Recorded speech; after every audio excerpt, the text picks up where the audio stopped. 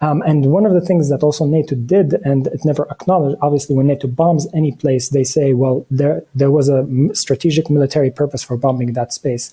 They bombed also the pipes that were on the coast of Libya that delivered water. Hello everyone, I'm Rania Khalek and this is Dispatches. Since the start of the war in Ukraine, NATO's proponents have been trying to rebrand the organization as a military alliance for spreading freedom, democracy, and human rights. But this is a nearly impossible task given NATO's trail of destruction across the Third World, such as Libya and Afghanistan, to name just a few. But military intervention is just one tool of this hybrid warfare. There's supplemental public diplomacy initiatives, otherwise understood as propaganda, with institutions like USAID and the National Endowment for Democracy and even the CIA infiltrating third world education systems to groom young minds for future regime change schemes. Joining me to discuss the brutal history of NATO intervention and CIA infiltration of education is Essam Elkorghli, a Libyan PhD student at the University of Illinois at Urbana-Champaign. He researches the impact of contemporary imperialism on education with a particular focus on Libya. But before we jump into it, this is just the first half of this episode. The second half is available for Breakthrough News members only. You can become a member at patreon.com/breakthroughnews. And as always, be sure to hit the subscribe button and the bell so you get a notification whenever we post new content. And if you appreciate this show, you can also donate below on YouTube. Essam, welcome to the show. Thank you so much for having me, Rania. Well, thank you so much for joining me. And you are coming to me from Libya. That's where you are right now. So that's, I think, the best topic to start on as we kind of go through this sort of overview of NATO intervention in the Third World. I mean, I think the most relevant country to talk about is Libya, which gets left out of so many conversations, especially now as NATO is kind of like being rebranded as this, apparently human rights organization that's going to save the world from evil Russia. So why don't we start where you are right now, Libya? I mean, obviously back in 2011, there was an uprising in Libya, very quickly hijacked. Before we knew it, there was a NATO bombing of Libya that has had repercussions that continue to take place today in a very disastrous way. So why don't you do this? Walk us through the intervention in Libya, maybe starting with the events leading up to that intervention. Okay, sounds good. So first, one has to acknowledge that there was a general discontent with the economic situation, the political situation in the country, and a lot of the Libyan intellectuals wrote about it in 2006, 7, and 8, and 9, that they're warning that there's a disconnect between the trajectory where the country is going with its Pan-African vision, and also the national zeitgeist, if one could call it. This kind of was enlightened by after seeing the events that are happening in Egypt and in Tunisia with the uprisings in those countries. There was a general, uprising in Libya in multiple cities, especially in eastern Libya, part of the country where historically has been antagonistic against the regime. But the way that, unfortunately, a lot of people document these events in the region, especially in 2011, is that they look at protesters contesting authoritarian regime, and then they say, "Okay, look at the oppression. We need to stand against stand against these authoritarian regimes and for the will of the people." And then, assuming that just what happened in Tahrir Square is happening in Egypt, is happening in Libya, is happening in Tunisia, it's happening all across. So there's this Egyptocentrism in the narrative. But in Libya, there were protesters, but they attacked the military barracks from day one. So as opposed to going to the Kish Square in Benghazi or the Green Square, which now become Maidan Shuhada, the Martyrs Square in Tripoli, they were attacking police stations and ransacking military equipment. And so it got militarized from day one. And so even, this is from the 15th of February. And then on the 20th of February, you had 3 or 4 eastern cities in Libya that were quote-unquote liberated from the regime. So they were under the control of the rebels. So that tells you that the rebels were armed from the beginning. And when one historicizes those events, they notice that also you had militants who previously served in prison, who were part of the Libyan Islamic Fighting Group, are aligning with the protesters, and they're the ones who also committed the first terrorist attack in Libya during the uprisings, where they went and bombed a military barrack in eastern Libya. So now it's a military conflict from like week one. In Western Libya, it's a little bit different. There was a more just peaceful protesters. But then because of their alignments with the Eastern militant ones, there was mass repression. Now, here is the issue, is that when you have military, that is Libyan military that has trained for many, many, many years, and then rebels who had very little training fighting against an organized military, obviously the upper hand is going to come to the regime. And now that's kind of when they started to attack westwards from Eastern Libya to Sirte. Even on the 2nd of March, before NATO's intervention, by 2 weeks or so, the regime went out and said, listen, we're going to give you 6 months. You can do whatever you want in Eastern Libya. We're not going to put a blockade on you. We're not going to do anything. But then Sirte is the red line. If you try to come close to us, we're going to have to attack you. Now comes in on the 17th of March, comes the order that the Libyan military is going to attack Eastern Libya.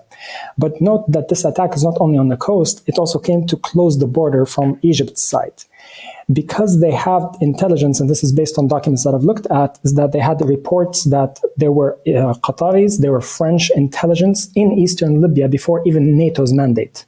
And when you look at the airstrikes that NATO did on the 19th of March when they intervened, they said that we did it on the coastal side, but also on the south side that is close to the Egyptian border. So this kind of paints that the rushed intervention in Libya against claims of genocide, which it wasn't genocide, it was casualties from both sides, 5 from here, 10 from there. I'm not trying to trivialize it to minimize the impact of the human lives lost, but just one has to be cognizant of how that term is strategically used in these contexts.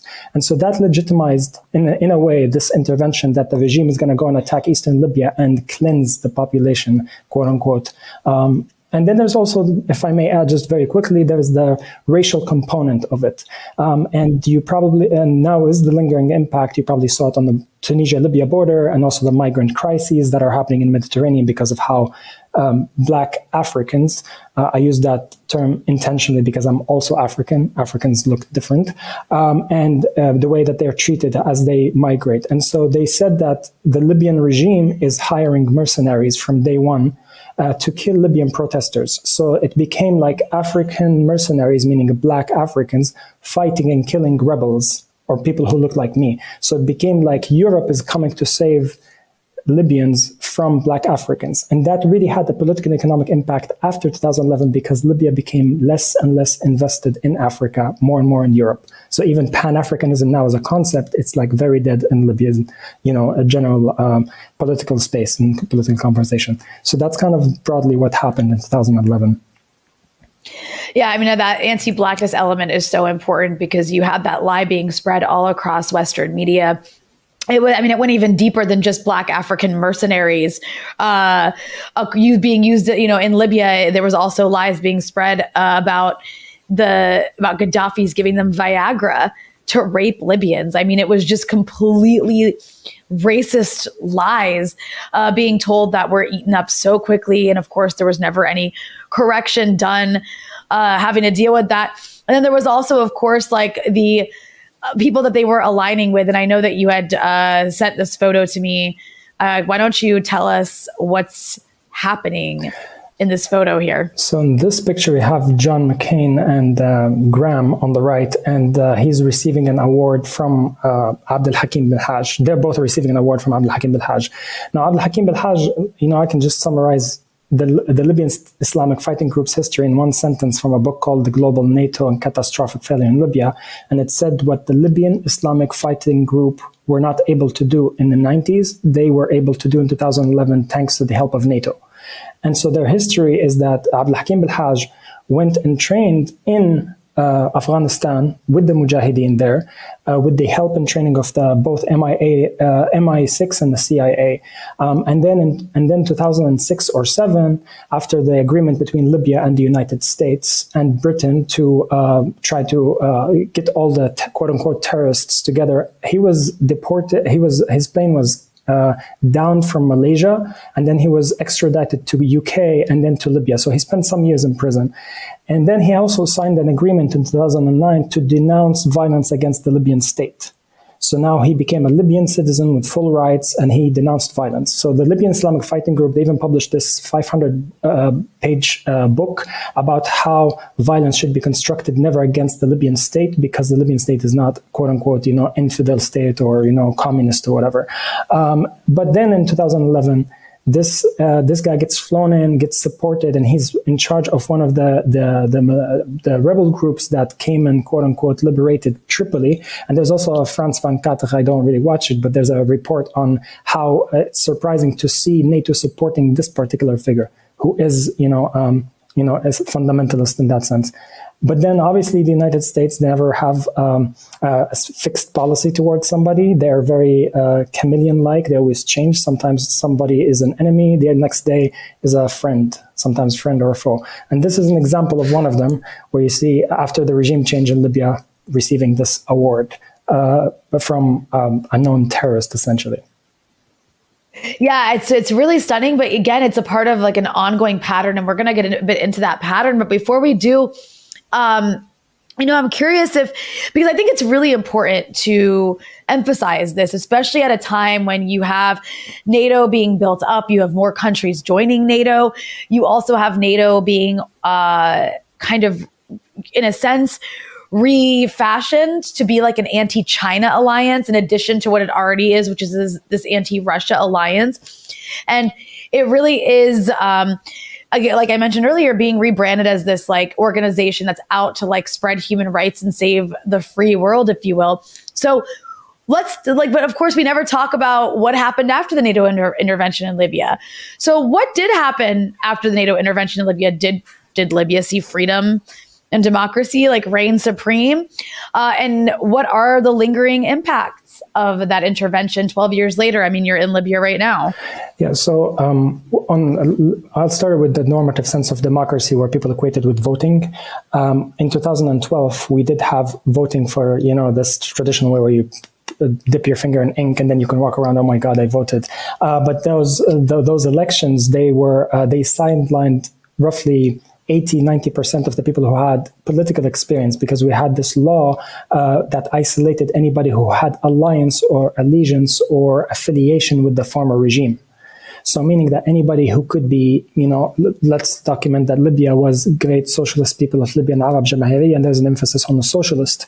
And so anybody with socialist ideals, with ideals that are essentially, let's be critical of the West, be critical of imperialism, be cognizant of our role as a third world country. All of these voices were sidelined. So how could we choose between people who are pro-West or pro-West? So you had like the Muslim Brotherhood or you had the liberals. And that was essentially what the fight was about. So it was like either you have Muslims running the country in a neoliberal fashion, or liberals running the country in a neoliberal fashion, and both are pro-West. And what ended up happening, almost like 40-60 split between those two. But in 2014, we had another elections that also had a lot of exclusion. And then the country still, they didn't recognize the results, and then fighting between Muslim Brotherhood militias and the liberal ones took place, which really causes a rift between Eastern and Western Libya because of the results of these. Now, on an economic level, anything that is related to Africa, in the sense of, because Libya's economy was, when one looks at the documents from the Central Bank of Libya, they would notice that 52% or so was expenditure on consumer goods and services, and then 48% was on development. And that part of GDP was being most of it spent on development in Libyan African portfolios, Libyan African kind of development models that were happening in Uganda, in Kenya, Tanzania, in South Africa, you name it, in numerous countries. And now, two things happened, is that you had a national disinterest from Libya because of the new leadership. And second, you had imperialism, that is the role of sanctions. The fact that Libya has $200 billion being frozen, 34 of which are in the United States, and they're being used by the United States as interest-free loans. And then you had roughly 70 billion frozen in Switzerland, and they take interest rate as if they're not frozen. And so there's a whole drainage happening to the Libyan economy, and obviously Libyans themselves are experiencing that, and it's being hard felt with skyrocketing inflation, power cuts. And one of the things that also NATO did, and it never acknowledged, obviously when NATO bombs any place, they say, well, there was a strategic military purpose for bombing that space. They bombed also the pipes that were on the coast of Libya that delivered water. Libya had this, still continues to have the Great Man-Made River, and it's a river that drags water from the aquifers in the middle of the desert and then transports it to the coastal areas, and it was bombed in 2011. And so all of these projects require a lot of electricity. And so when you have power cuts and so forth, people don't get access to water. And so a lot of the infrastructural issues in Libya have stagnated since 2011, essentially. And right now we have this continuous policy by the United Nations, which is spearheaded largely by the United States and UK, and that is to make Libya continuously to be under the mandate of the United Nations, meaning that if Libya, let's say, did a revolution somehow, and they were in charge of their own economy and so forth, it would not be recognized by the United Nations. Because we're under Chapter 7 of the United Nations, meaning that we have no authority over our own destiny. The destiny comes from UN. And that's why the United Nations always, when they speak about Libya, the recognized Libyan government of Abdulhamid al-Dbeiba or Faiz al-Sarraj and so forth. And these two names are the former and current prime ministers, respectively. So there's a loss of agency for Libya to act in geopolitical manners since 2011, essentially. Wow, that's incredibly important, that what you just highlighted in terms of Libya essentially will never be able to, according to this UN mandate, have its own sovereignty, is what that means. And that is, of course, going along with in the sort of simpler format, the NATO intervention collapsed the Libyan state, has left it in the situation where it's a bunch of different warring factions trying to maintain control of the country. In this process, I think one of the most popularized concepts of the aftermath of the NATO intervention was the idea that there was people being sold in open air slave markets at one point. I'm not sure if that's still happening, but Libya has also become this place that the EU has basically outsourced its sort of border patrol policies to Libya. So that's one of the ways I think Libya gets aid, if I'm not mistaken, is by becoming this kind of country that has to then police migrants from making their way to the EU, which that's one of the only, sort of economic things coming into Libya. It's very upsetting. And it's also just, where did all these people go who were going on in 2011 and 2012 about how we need to restore, we need to bring democracy and freedom to Libya. Those voices completely disappeared after the West got what it wanted. And it didn't matter what happened afterwards. And I think it's important. We're talking about this not just because what happens in Libya still matters. It's a country that still exists. People are still living there. But also, NATO is intervening or, sort of underhandedly intervening in Ukraine right now. And I wanted to show this other photo that you had sent, which is, can you describe what's taking place here? Because this speaks to the pattern that you were talking about in terms of what took place in Libya, in terms of who NATO aligned with. Okay. So I'll start with a kind of a tangent. While I was graduating from St. Olaf College in Minnesota, the person on the left, Amy Klaubacher, she came and gave a talk during my graduation, and so everybody was clapping and shouting. But at that time, I wasn't cognizant of her doings in Ukraine because I didn't follow the situation closely at that point. But you have the same two people, or three essentially. You have Nancy Graham, Amy, and John McCain, who have orchestrated the regime change in Libya. And the regime change in Libya, obviously, it's a way to make Libya kind of an unstable enough country that has internal conflicts, but is run by pro-West people who continue to produce the necessary goods that the West needs. So there's this quote, I forgot from whom, but it's whatever the US intervenes and destroys a country, for some reason, always the oil continues to be exported. So oil in Libya is still being exported, still being delivered to Europe. And even when the onset of the war in Ukraine started in 2022, there was all these sanctions imposed on Russia. There was a question of what should Libya do? And we had some internal conflicts in Libya that we stopped exporting oil just right before the war started in Ukraine. And then once the war started, we had foreign pressure to continue to export oil to bring down the prices.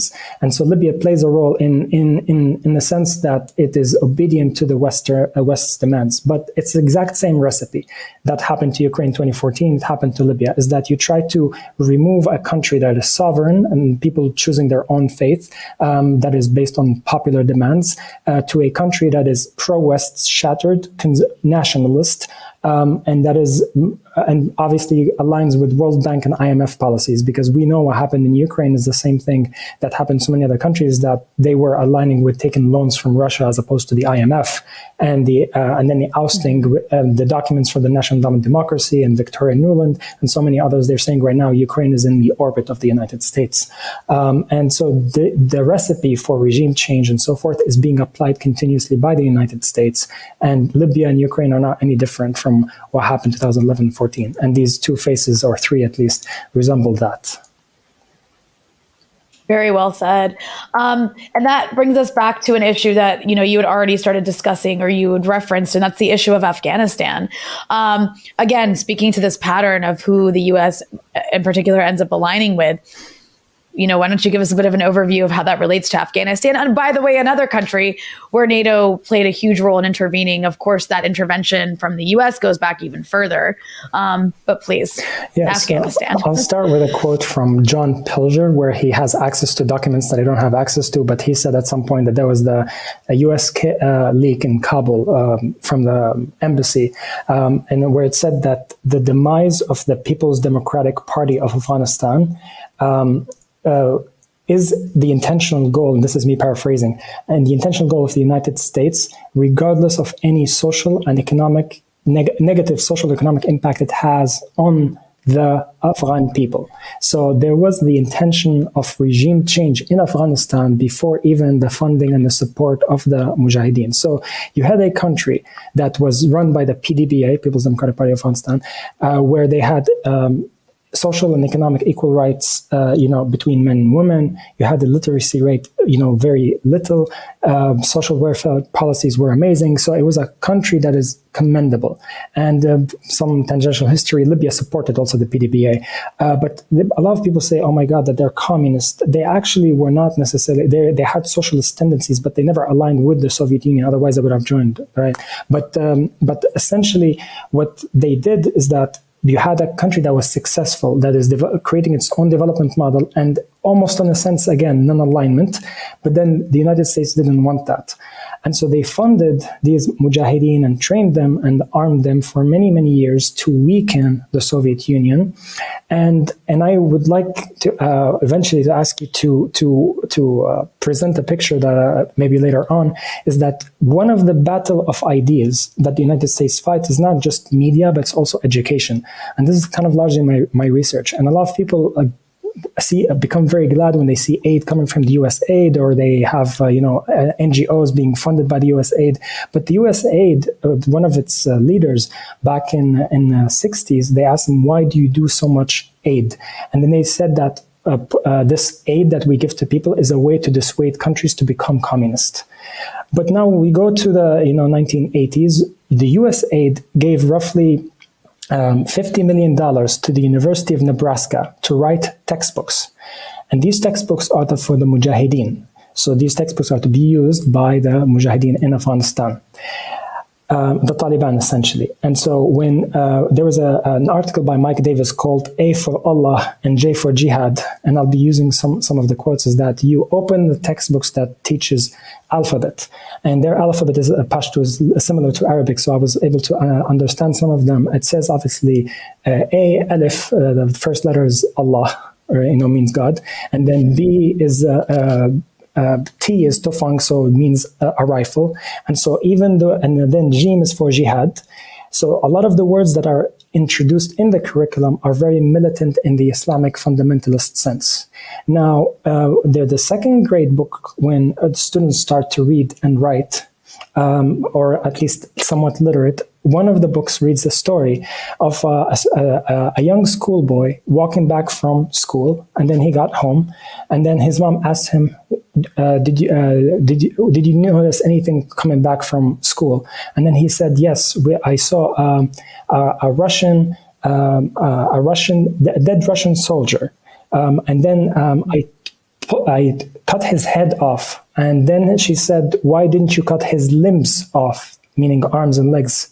And then the boy said, they were already cut off. This is a second grade textbook in Afghanistan and being produced by the United States Agency for International Development.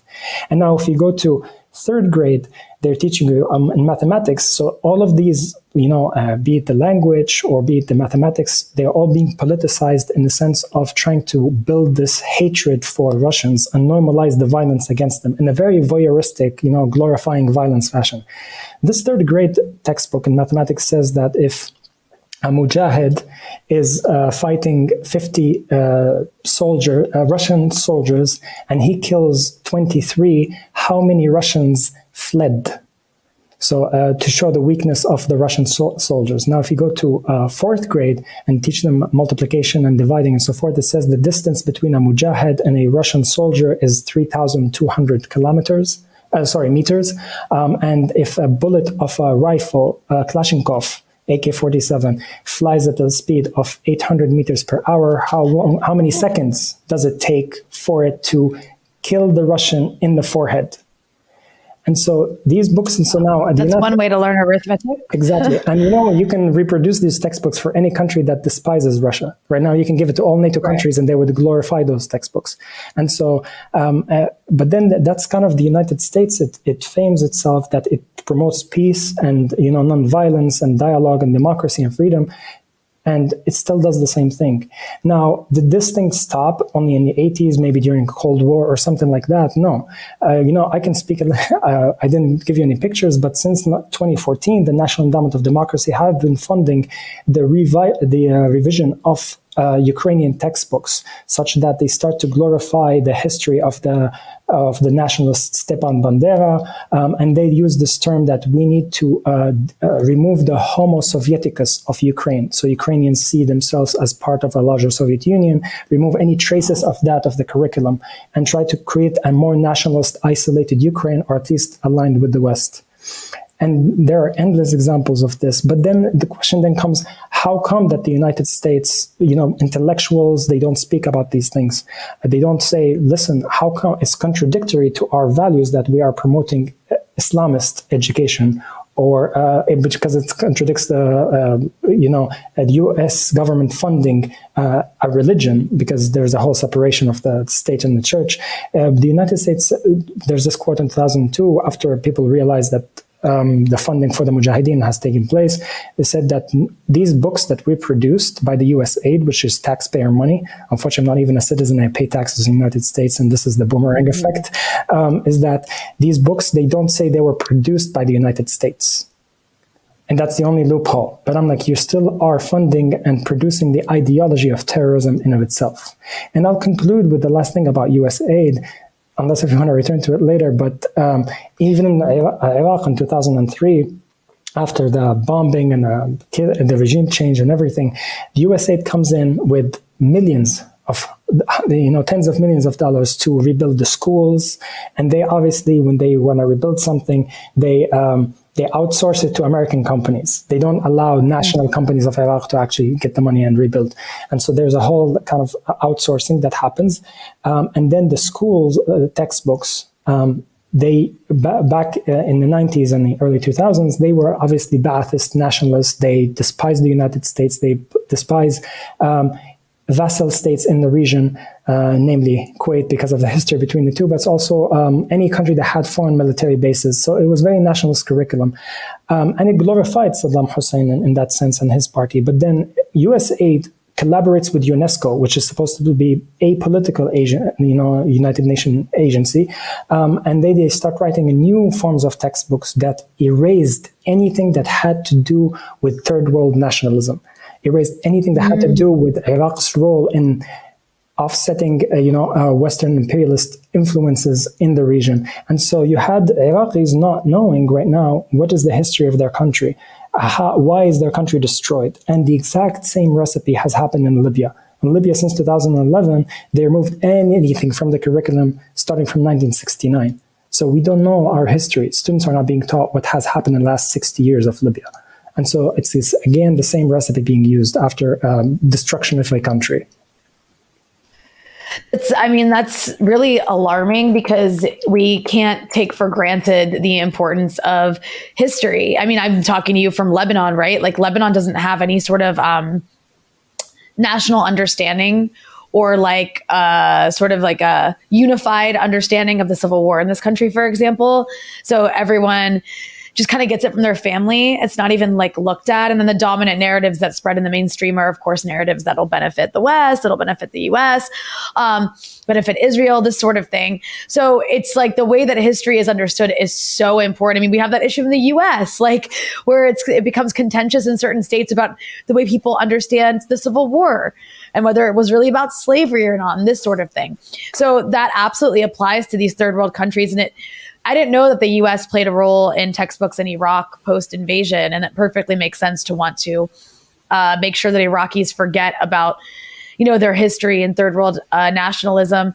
That I know you also wanted to comment about Nicaragua because you had mentioned to me when we were talking about what we wanted to discuss in this episode that there was a role played in the education in Nicaragua following this legislative coup against the Sandinistas. Can you give us a bit of an overview of that as well? Yes, so this will be tied to Libya, actually. So one, Nicaragua, Sandinista movement, Ortega, we can have an analysis of his policies maybe on a different point, but one of the things that I try when looking at U.S. interventions on education spaces is that how they impact third world nationalism. And so I've looked at how once Ortega took power, the Sandinista movement, they had the revolution. They were supported by Libya. So that's actually one of the things that Libya did as well at the time, is that they obviously nationalized the education system, made it very central, but it's also allowed on popular education. And so they allowed new forms of textbooks being produced by the state that give agency to local organizations, to peasants, to different civic actors on the ground at the micro level. So it wasn't necessarily centralized in that sense. But given that this structure exists and the revolutionary values of the regime were able to transcend from macro to micro, the National Endowment of Democracy, they funded the opposition, which I forgot what it's called, but the opposition in the 1990s. There's a great book called Promoting Polyarchy by William Robinson, and he details how this kind of legislative coup took place against Ortega. Now, but Ortega is back. But what essentially happened is that once the National Endowment of Democracy funded this opposition, and the opposition took power, which was very pro-US and allowed the US to do its malign activities in Nicaragua, one of the things that the National Endowment of Democracy did, NED, is that they contracted with the International Foundation Electoral Systems. And so they also changed the structure of democracy in the country to be less, to be more of kind of musical chairs of choosing one person to run the country with the hope that this person be responsive to the people's demands, as opposed to a decentralized form of direct popular democracy. So that's on a democratic level. But then on the education level, they use the exact same structure of centralized revolutionary values to instill regressive, Christian-centric, without, obviously Christianity could be perceived both good or bad in the sense of revolutionary or, theology of liberation, or something as, reactionary and regressive and oppressive. And so they instilled that reactionary, oppressive, regressive form of Christianity in the curriculum. And that had an impact on also how the revolutionary zeitgeist in the country was perceived and how it dwindled after a while. Now, and this is what a lot of critical educators, be it Paulo Freire or any of his lineage, people who follow his tradition of critical pedagogy, they warn against centralization of education. And what I mean by it is that when the state controls every single thing, what's to be taught, how it's taught, and how it's assessed, like who writes the exams and everything. And because if the country gets hijacked by regressive reactionary forces, they would instill their values in the centralized system.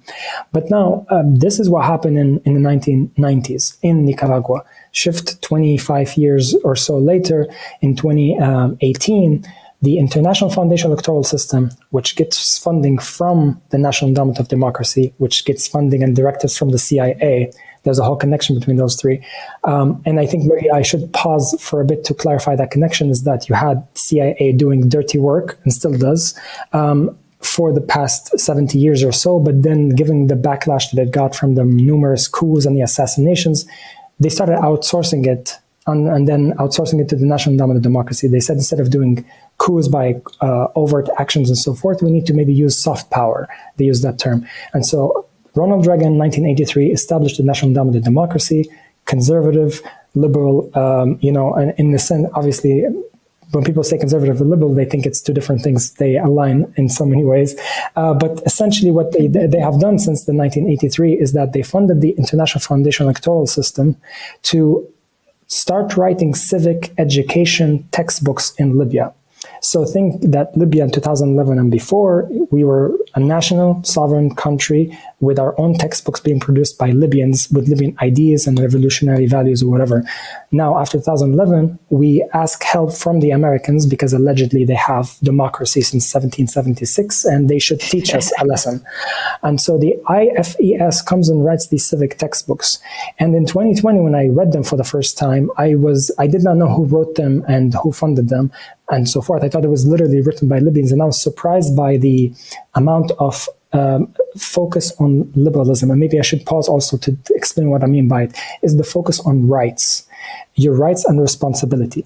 This very, Samir Amin calls it thin form of democratic values.